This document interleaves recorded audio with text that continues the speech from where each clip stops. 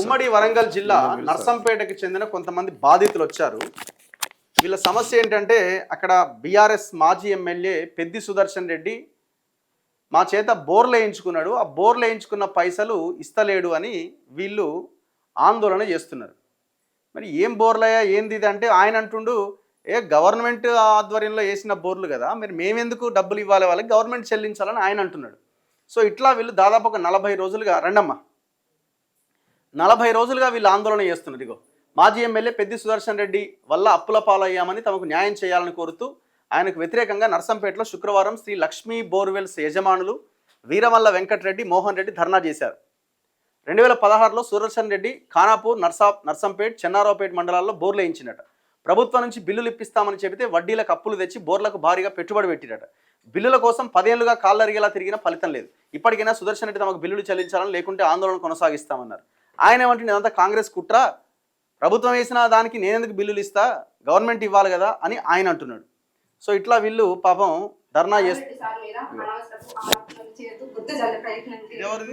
ఏమైనా ఉంటే ఎదుర్కొనే ప్రయత్నం చేయండి.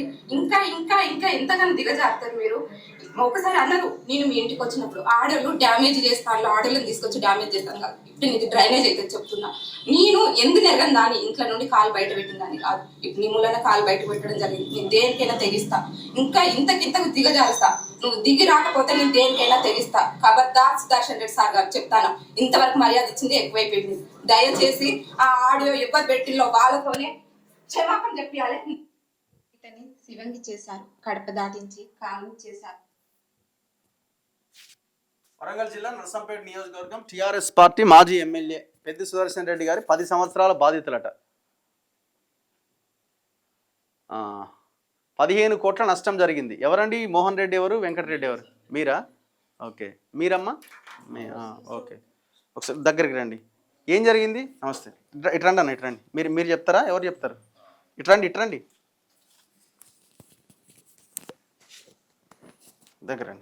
దగ్గరండి ఇంకా దగ్గరండి. ఏం జరిగింది అసలు? కొంచెం ఇట్టన్నామండి. అట్లా ఏం జరిగింది? మాది బోర్వెల్స్ నర్సంపేట. బోర్వెల్స్ 2001 నుంచి. మీ ఇద్దరు పార్ట్నర్సా? బ్రదర్స్, అన్నదమ్ములే మీ ఇద్దరు?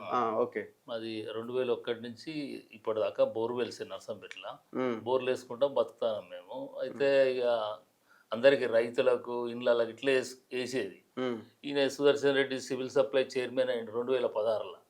అయినాక ఇక పల్లె ప్రగతి ప్రోగ్రాం పెట్టుకున్నాడు అక్కడ నర్సంపేటలో. పెట్టుకొని ఇక ఊళ్ళల్లో తిరుక్కుంటా బోర్ల అవసరం బాగున్నది. అప్పుడు నీటి ఎద్దడి బాగుండే. అప్పుడు మిషన్ భగీరథ రాలే ఆ టైంలో. వచ్చిండు మా దగ్గరికి వచ్చి, నువ్వు మాకు బోర్లు అవసరం ఉన్నాయి, ఎక్కడ ఉంటే అక్కడ వేయాలి, వేసినాక 2 నెలలకు నేను పైసలు ఇస్తా అన్నాడు. నాకు నీళ్లు పోపియాలి, నాకు మొత్తం కంప్లీట్ చేయాలంటే మా దగ్గర పైసలు లేవని చెప్పినాం. నువ్వు ఎట్లనే చెయ్యి, అప్పులనే తెచ్చుకో, ఏమన్నా చెయ్యి, నాకు బోర్లు వేసి నీళ్ళు హ్యాండ్ పంపులో మోటార్లో ఫిట్ చేసి నాకు చూపెట్టండి, నేను వెంబడే మీ పేమెంట్ మీకు ఇచ్చేస్తా అన్నాడు. గత మేము అప్పులు తెచ్చి బోర్లు వేసినాం. కాదు, ఇప్పుడు బోర్లు అంటే ఎట్లా? ఇప్పుడు ఆయన పర్సనల్గా వేయించిండా, లేకపోతే ఇది గవర్నమెంట్ త్రూ ఏదైనా జీవో ప్రకారంగా మీకు ఏదైనా బిల్లు? ఏం జీవో పెట్టలేదు, జీవో లేదు. పల్లె నిద్ర ప్రోగ్రాం పెట్టుకొని ఆయన పాదయాత్ర చేసుకుంటూ అక్కడ అవసరాన్ని బట్టి మాకు చెప్పిండు అన్నట్టు. ఓహో, ఆయన వాళ్ళ హామీలు ఇచ్చుకుంటూ మాతోటే ఇప్పించుకున్నాడు బోర్లు. ఆయనకు మంచి పేరు వచ్చింది బోర్లతోటి. అప్పుడు బాగా మంచి సపోర్ట్ వచ్చింది. వచ్చినాక ఎమ్మెల్యే నిలబడ్డాడు, ఎమ్మెల్యే గెలిచిండు. మళ్ళీ మేము పైసలు అడిగితే ఎప్పుడు అడిగినా ఇస్తా అని 10 సంవత్సరాలు తిప్పుకున్నాడు. క్యాంప్ ఆఫీస్కు, వాళ్ళ ఇంటికి, నల్లబెల్లికి, హన్మకొండకు, హైదరాబాద్కు, ఎక్కడికి ఉంటే అక్కడికే తిరిగినాం. మేము ఇక బండ్లు అమ్ముకున్నాం, ప్లాట్లు అమ్ముకున్నాం, వ్యవసాయం మొత్తం దున్నుకుంటారు. మాది అప్పులు ఇచ్చిన వాళ్ళు. అప్పులు బాగా అయిపోయినాయి, వడ్డీలు అప్పులు బాగా ఘోరంగా విపరీతంగా అయిపోయినాయి. ఒక్క రూపాయి ఇవ్వలేదా? ఒక్క రూపాయి కూడా ఇవ్వలేదు. తిప్పుకున్నాడు. ఎన్ని బోర్లు వేసారు మీరు? 154 బోర్లు వేసి హ్యాండ్ పంపులు ఫిట్ చేసినాం. 154 బోర్లు అప్పుడు 2016లో. 2016 మీరు 10-15 వేసిన తర్వాత మీరు అడగాలి కదా ఎట్లా అంటే. అయితే ఏమన్నాడంటే, మీరు అప్పులు తెచ్చో ఎట్లనైనా నాకు వేసి చూపెట్టుంది, నేను 2 నెలల మీకు పైసలు ఇస్తా అన్నాడు. ఇక అప్పుడు బాగా 150 బోర్లు ఎన్ని రోజులు వేసారు మీరు? మేమా ఒక 2 నెలలు వేసినాం. 2 నెలలేనా? 2 నెలల పీరియడ్ 150 బోర్లు వేసేసి. 150 బోర్లు అంటే 2-3 నెలలు వేసినాం. మళ్ళీ ఒక 2 నెలలు ఫిట్ చేసుడే సరిపోయింది. మొత్తం దాదాపు 4-5 నెలలు పట్టి 2016 వేసినాం. 2017లో పెట్టిండు మళ్ళీ సంతకం. ఇదేంది? ఇది ఏఈడి తోటి మెజర్మెంట్ చేపించి మళ్ళీ ఇది పెట్టించిండు అన్నట్టు. పెట్టించి సంతకాలు పెట్టిండు. ఇక అప్పటి నుంచి ఇత్తు లేదు ఇక ఇవన్నీ వేసిన బోర్లు వేసిన లెక్కలు మొత్తం బోర్లు వేసినాయి అవన్నీ ఇక గవర్నమెంట్ అడగొచ్చా మరి దీన్ని ఏమంటుంది గవర్నమెంట్ అంటే ఇప్పుడు మాకు అప్పులు వడ్డీలు అయిపోయినాయి. ఆయన మేమే బోర్లు వేసినాక బోర్ల సపోర్ట్ తోటి మంచి పేరు తెచ్చుకొని ఎమ్మెల్యే గెలిచిండు. ఎమ్మెల్యే గెలిచి మంచిగా సంపాదించుకున్నాడు. ఆయన అంత మేము బోర్లు వేసినప్పుడు ఆయనకు పెళ్లి కాలేదు, ఇల్లు లేదు, కిరాయికి ఉన్నాడు. ఒకటే ఎకరం భూమి, ఇప్పుడు 100 కోట్ల ఆస్తులు సంపాదించుకున్నాడు. మేము బాగా నష్టపోయినాం. మా ఇంటికి తాళం వేసినాం. ఏది మన ఈ ఎలకతూర్తి మీటింగ్ అప్పుడు వేసినాం తాళం. అందరు అప్పుల మీద పడతా అంటే మహేశ్వరంలో తాళం వేసినాం, బయటకు వచ్చినాం. ఇప్పటి వరకు ఇంటికి పోలే. కాదు ఇప్పుడు ఈ డబ్బులు మీరు ఇది ఈయన కలెక్టర్కి రాసిండు కదా, తెలంగాణ రాష్ట్ర సమితి. ఇది ఎప్పటిది? పాతదేనా? పాతది, 2018లో. అప్పుడు 17-18 అది ఇచ్చిండు. ఇది పల్లె ప్రగతిలో భాగంగా అంటున్నా కదా, subject Palle Pragathi program, Narsampet assembly constituency, visit of villages for identifying the community problems, certain works identified, proposals to accord administration sanction అని ఉన్నది.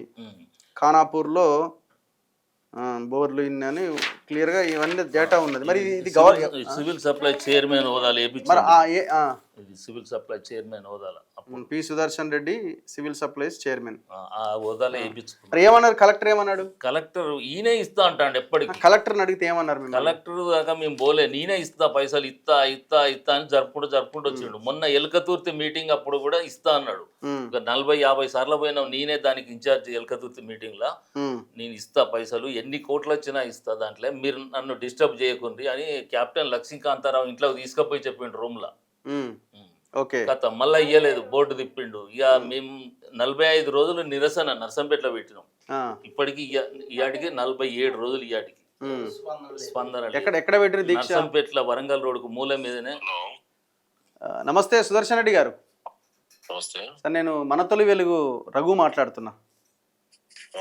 నమస్తే అన్న. ఏం లేదన్న, ఇప్పుడు పెట్టేసిండి మా ఫోన్లు black పనిచేయి.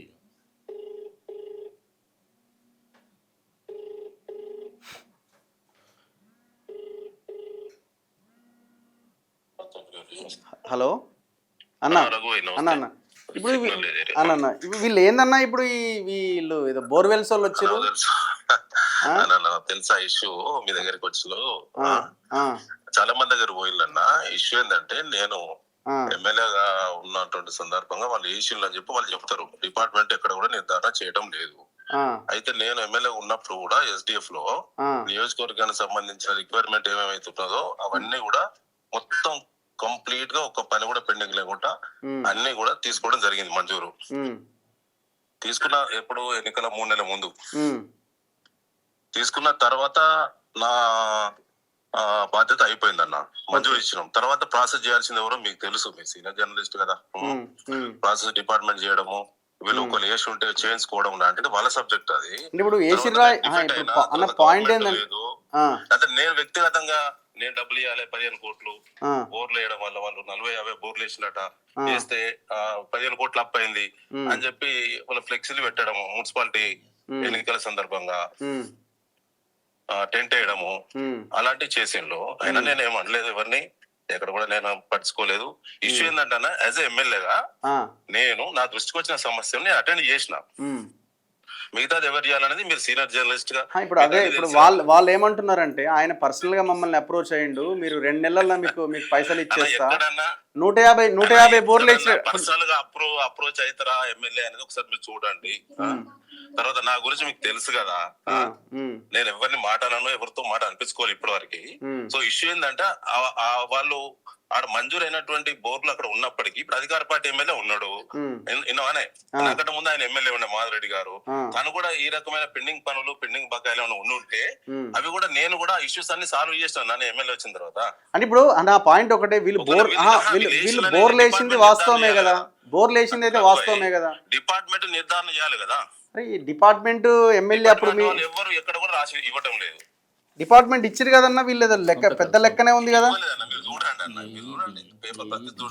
Junior executive engineer Narsampet AE సంతకం ఉంది, డిఈ సంతకం ఉంది, పెద్ద లిస్టే ఉంది.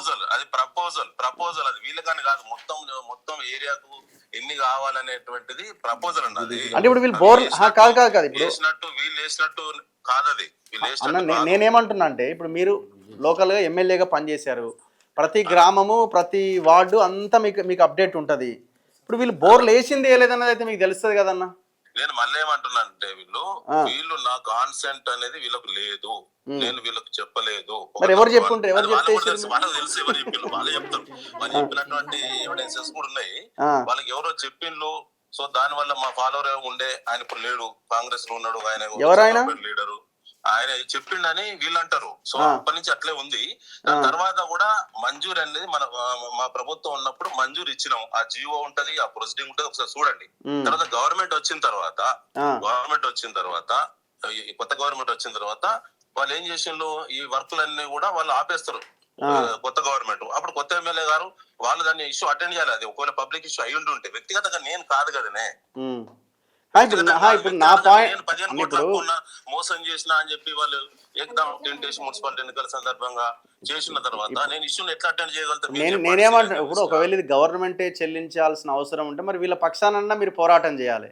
నేను ప్రెస్ మీట్ పెట్టినన్నా, 3 సార్లు పెట్టిన ఇష్యూ. వీళ్ళు ఏమంటారు, ప్రొటెస్ట్ చేయకముందు 3 సార్లు ప్రెస్ మీట్ పెట్టి ఎమ్మెల్యేని అడిగాను, ఏమండి నేను తెచ్చిన అన్న మన రఘుబాయ్ నర్సంపేటలో 540 కోట్ల రూపాయల నిధులు అన్ని డిపార్ట్మెంట్ల నిల్వ ఉన్నాయన్న, నేను డిఫీట్ అయ్యే వరకు నిధులు అందుబాటులో ఉన్నాయి.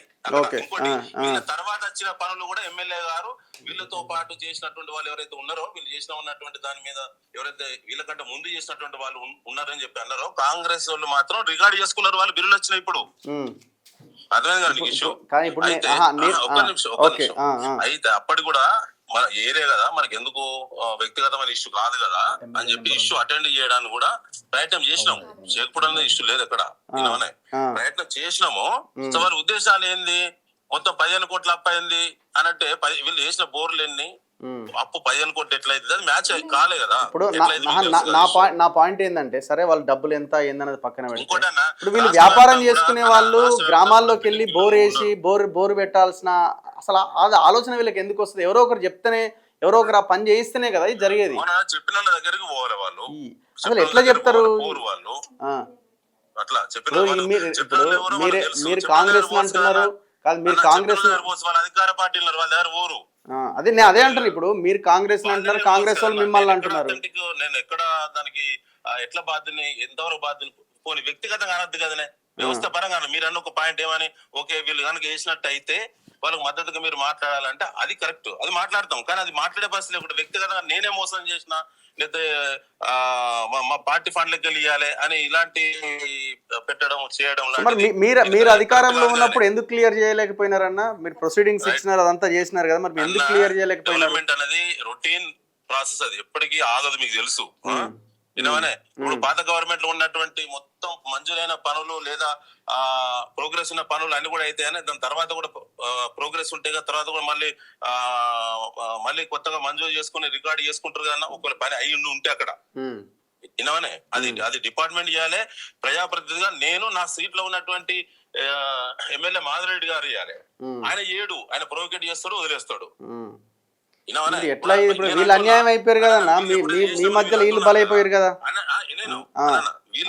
వీళ్ళకు నిధులు కూడా అందుబాటులో, వీళ్ళు చేసింది నిర్ధారణ అయినప్పుడు ఎమ్మెల్యే గారిని సమీక్షించి డిపార్ట్మెంట్ చెప్పి వీళ్ళు చేసింది నిజమా కాదనే, మరి మంజూరు ఉంది కదా, జీవో ఉంది, వాళ్ళ అడుగురండి, వర్క్ వైజ్ ప్రొసీడింగ్ ఉంది అక్కడ, మరి నిజమైనది వీళ్ళు చేసిన నిజమైతే వాళ్ళకి ప్రాసెస్ చేసి బిల్ రికార్డ్ చేయండి అని చెప్పి చెప్పచ్చు కదా. ఎమ్మెల్యే గారు చెప్పరు కాదు కదా. ఇప్పుడు నిజమా కాదా అన్నది అన్నాను. ఒకటి అసెంబ్లీ ఎన్నికల 3 నెలల ముందు మంజూరు ఇచ్చినాను. ఇది నియోజకవర్గం ప్రతిపాదించినాను 54 కోట్లు SDF లా.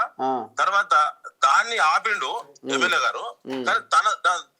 ఆపి అన్నకెళ్ళి ఆయన 10 కోట్ల రూపాయలు తీసుకొచ్చి పాత బిల్లులు రికార్డ్ చేసి బిల్లులు కూడా ఎత్తుకుంటాను ఆయన. ఆ విషయం కూడా వీళ్ళు తెలుసు. అది అట్లా. ఇప్పుడు నేను ఏమంటున్నా అంటే, వ్యక్తిగతమా మీరు అదొకసారి తెలుసు. నాకు అదంతా అన్న, నాకు అర్థమైంది. నేను అనేది ఒకటే, ఇప్పుడు మీరు అన్ని మీరు కొన్ని విషయాలు ప్రస్తావిస్తున్నారు, ఓకే బానే ఉంది. మీరు ఒక విషయం మీరు ఒక అన్న, ఇప్పుడు మీరు 2018లో ప్రొసీడింగ్ ఇచ్చారు, 2023 వరకు మీరే అధికారంలో ఉన్నారు కాబట్టి మీరు ఆ మధ్య కాలంలో మీరు బోర్లు వేసారో వేయలేదో కూడా మాకు తెలియదు అనేటువంటి లైన్ కరెక్ట్ కాదు కదా. 18 కాదన్నా, మీరు ఇచ్చింది ఇదే కదా, 2018లో కదా మీరు ప్రపోజల్ పెట్టింది. 2022 ఎండింగ్, 2018, 17, 18 మీరు పల్లె Pragathi programme visit villages D గారు ఉంటారు, వారితో ఒకసారి మీరు మాట్లాడండి అన్న, మీకు నంబర్ సెండ్ చేస్తా, ఇంకా క్లారిటీ పంపండి మీకు పంపిస్తే ఇప్పుడే. రైట్.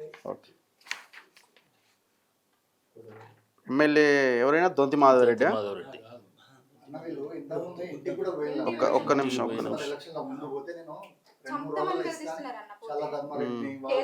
వద్దిరాజు రవి సార్ కూడా చాలా సార్లు చెప్పారు, ఎంపీ మాట్లాడండి. ఇప్పుడు ఇట్లా తప్పిస్తాండి ఇక మళ్ళా. ఇది గ్రాంట్ కూడా ల్యాబ్ చేసుకున్నాడు, ఇది అప్పుడు ఇయ్యక. సో ఎంత దారుణమైన విషయం చూడండి. ఇప్పుడు సుదర్శన్ రెడ్డి గారు మీరు కూడా 2018లో మీరు ప్రపోజల్ పెట్టినారు మీరే అంటున్నారు. హలో, 2018లో 2017-18 22/12/2017 నుంచి 25/1/2018 వరకు మేము తిరిగినాము. ఇక్కడ సమస్యలు ఉన్నాయని మీరే కలెక్టర్కి రాసినట్టుగా ఇక్కడ కనబడుతున్నది. మీ సంతకాలు ఉన్నాయి. మరి 2023 వరకు ఆయన కదా ఎమ్మెల్యే, 23 వరకు మీరు ఎమ్మెల్యేగా ఉన్నారు కదా. మీరు వీళ్ళు బోర్లు వేసారా వేయలేదా అన్న విషయాన్ని కూడా మీరు స్పష్టంగా చెప్పలేకపోతే ఎట్లా? మీకు తెలుస్తుంది కదా. సరే మీరు మేము డబ్బులు ఇవ్వాల్సింది నేను కాదు గవర్నమెంట్ ఇవ్వాలి కదా అని అంటే ఓకే, అంతవరకు సరే అనుకుందాం.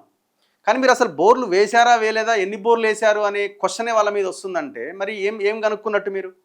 మరి ఇక్కడ అబద్ధం ఆడుతున్నట్టు ఉన్నది కదా. సో ఏమంటున్నారమ్మా? పట్టుకోండి. ఏమంటున్నారు? నమస్తే అన్న, నా పేరు జ్యోతి మోహన్ రెడ్డి, శ్రీలక్ష్మి బోర్వెల్ నుండి.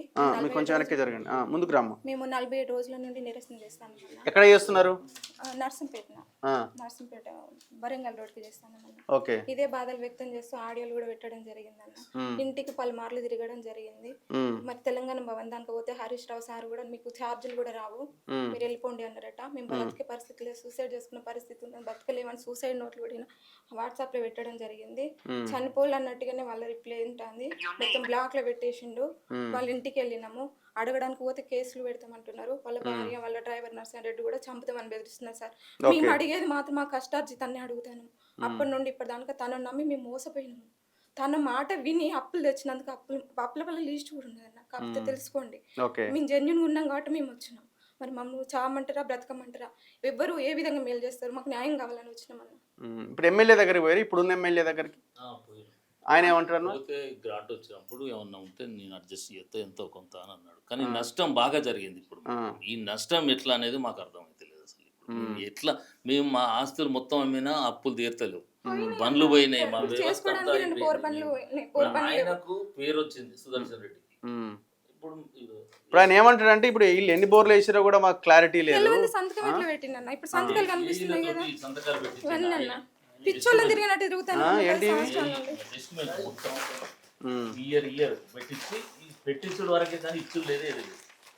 పిచ్చోళ్ళని తిప్పినట్టు తిప్పుతాను అన్న. ఇల్లు పోయినాయి, భూములు పోయినాయి, జాగాలు పోయినాయి, బంగారం పోయింది, పిల్లల స్కూల్ కూడా డిస్టర్బ్ అయినాయి అన్న. అసలు బ్రతికే పరిస్థితి లేదు. ఇంట్లో నుండి బయటికి రాని వాళ్ళు వీళ్ళ రోడ్డు మీద పడ్డామన్న తను చేయబట్టి.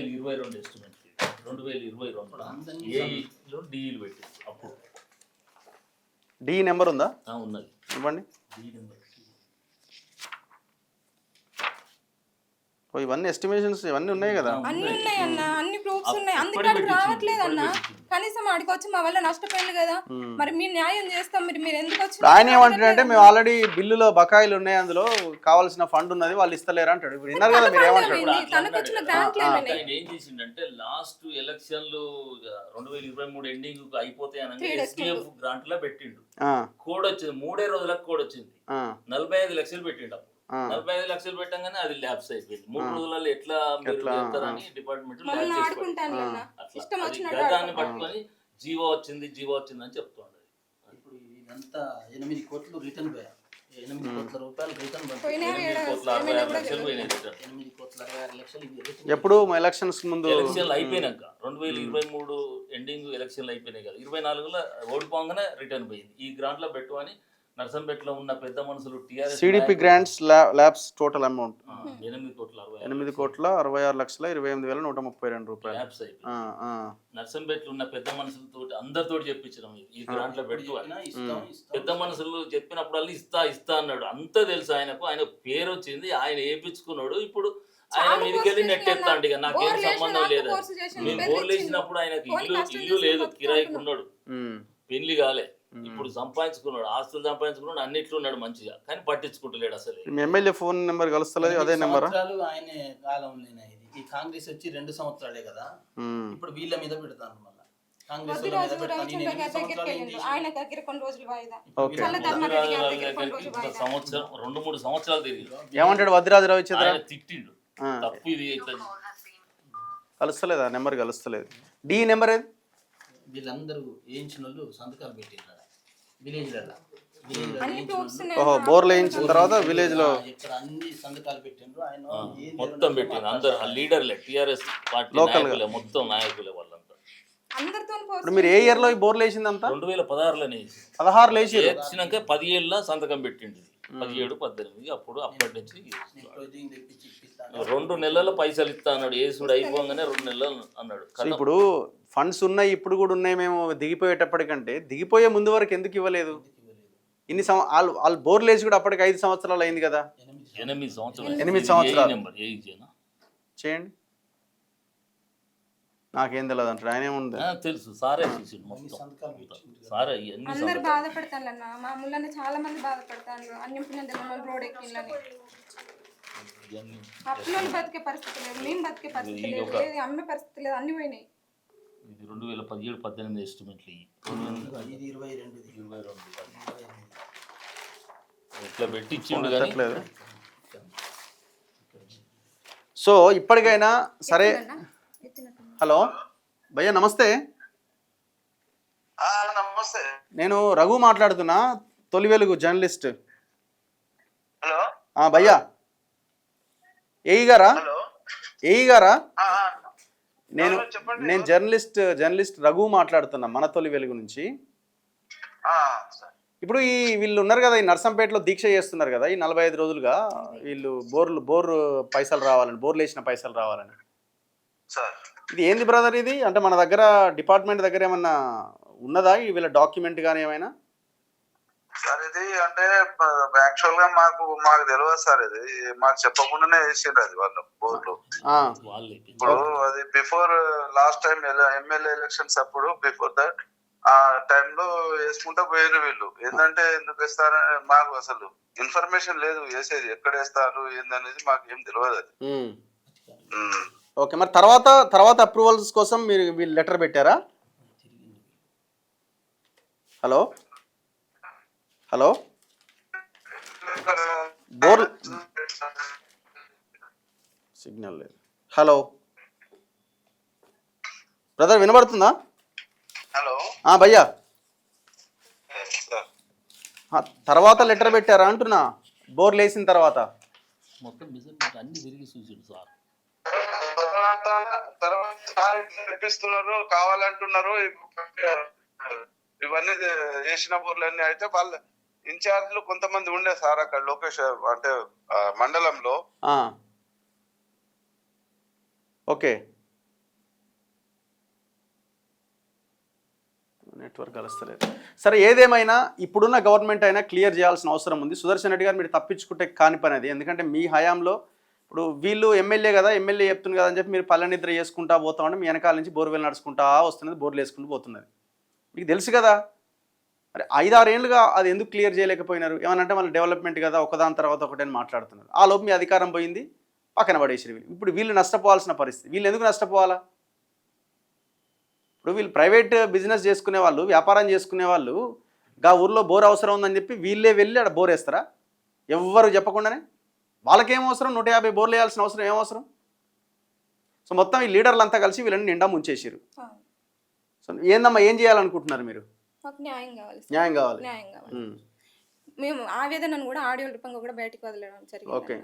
అవి చూస్తాను, చూడనట్టుగానే ఉంటాను, విన్నట్టుగానే ఉంటాను.